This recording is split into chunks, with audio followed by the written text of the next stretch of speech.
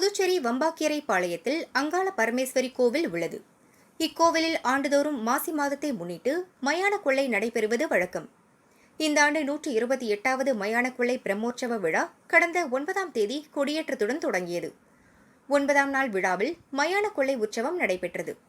விழாவில் பக்தர்கள் காய்கறிகள், பழங்கள், நவதானியங்கள், நாணயங்களை இறைத்து நேர்த்திக்கடன் செலுத்தினர். மயானத்திலிருந்து வரும்பொழுது அம்மன் விக்கிரகம் ஒரு பக்கமாக சாய்ந்ததால் பரபரப்பு ஏற்பட்டது. விக்கிரகம் சரி செய்யப்பட்டதால் பக்தர்கள் நிம்மதி பெருமூச்சு விட்டனர். மயான கொள்ளை உற்சவத்தில் திரளான பக்தர்கள் கலந்து கொண்டு தரிசனம் செய்தனர்.